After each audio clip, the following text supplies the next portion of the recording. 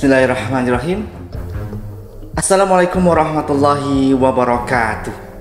Oke guys, selamat datang di channel Fatih El Firdaus.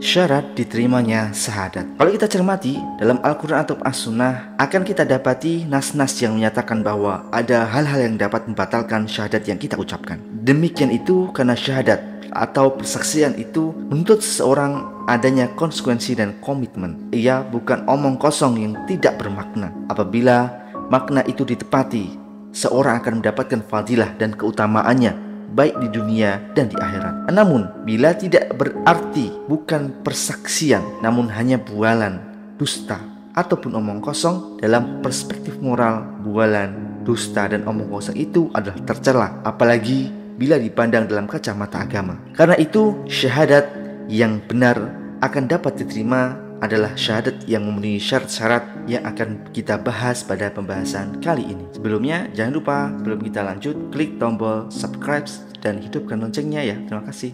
Jazakumullah khairan. Syarat agar diterima syahadat yang pertama adalah al-ilmu al-munafi lil jahil. Ilmu yang dapat menghilangkan kebodohan. Makna dan konsekuensi syahadatain hendaknya diketahui secara baik, karena Islam tidak akan menerima pengakuan dan pernyataan yang didasarkan pada ketidaktahuan. Persaksian yang tidak didasarkan kepada ilmu akan sangat rapuh karena ia tidak mengakar sebagai keyakinan. Ilmu dan pengetahuan seorang akan menuntun pengenalan dan pengetahuan tentang Allah. Makin tinggi ilmunya, makin kokoh imannya, makin mantap keyakinannya. Oleh sebab itu, mencari ilmu yang dapat mengantarkannya kepada keyakinan adalah wajib. Allah berfirman, maka ketahuilah bahwa sesungguhnya la ilaha illallah, tiada Tuhan yang hak melainkan Allah. Muhammad ayat ke-19.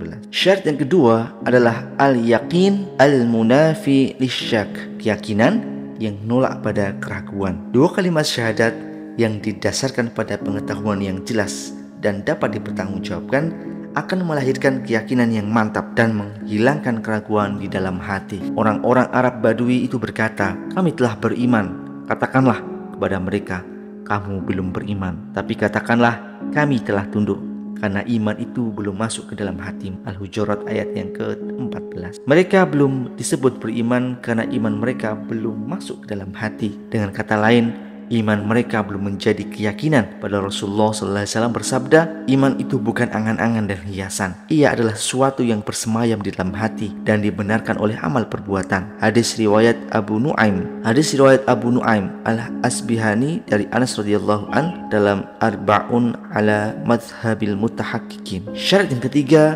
ketiga adalah al-ikhlasu al-munafi lis-syirk, ikhlas yang bebas dari kemusyrikan. Syahadatain harus diucapkan dengan ikhlas karena Allah Subhanahu wa taala. Tidak ada niat lain selain mengharap ridhanya. Niat yang tidak ikhlas termasuk syirik dan Allah tidak akan mengampuni dosa syirik. Allah Subhanahu wa taala berfirman dalam surat An-Nisa ayat yang ke-48, sungguhnya Allah tidak akan mengampuni dosa syirik dan Dia mengampuni dosa selain syirik bagi siapa yang dikehendaki. Syarat yang keempat adalah as-sidqu al-munafi lil kadzib, kejujuran yang menolak kedustaan. Syahadat harus diucapkan dengan jujur-jujurnya, bukan dengan dusta. Kemunafikan termasuk diantaranya adalah dusta dalam berbicara, merupakan sifat yang sangat tercela, merugikan, dan sangat berbahaya. Karena itu, orang-orang munafik akan mendapatkan siksa yang lebih besar dibanding dengan orang-orang kafir sekalipun. Mereka akan menempati dasar neraka karena mereka mengelabui Allah dan orang-orang yang beriman sesuai dengan apa yang tercantum dalam surat Al-Baqarah ayat yang ke-9.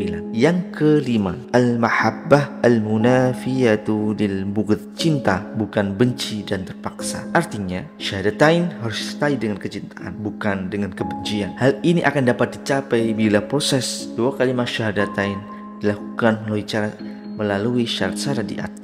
Keenam, al-qabul al-munafi lirrad, menerima bukan menolak. Kalau kita jujur, sebenarnya tidak ada alasan untuk menolak syahadatain dan konsekuensinya, karena ia akan mendatangkan kebaikan di dunia maupun di akhirat, tidak akan menyebabkan kerugian, penderitaan, ataupun kesengsaraan. Syarat yang ketujuh adalah Al-imqiyad al-munafi lil imtina, patuh melaksanakannya, bukan enggan mengamalkannya, sebagaimana tersebut dalam hadis di atas dan dibenarkan dengan amal. Para ulama menyebutkan bahwa iman harus meliputi keyakinan di dalam hati, ikrar dalam lisan, dan amal dengan anggota badan. Yang terakhir adalah ridha, ar-ridha, yaitu ridha menerima Allah sebagai Tuhan, Rasul Muhammad SAW sebagai suri teladan, dan Islam sebagai jalan hidupnya, sebagaimana yang selalu kita ikrarkan dalam doa-doa kita.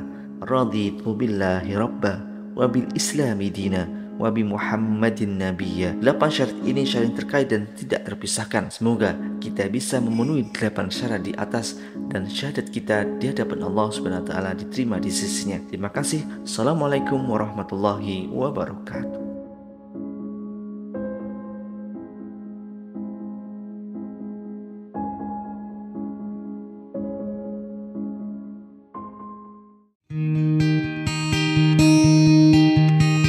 Jangan lupa subscribe, like, and comment.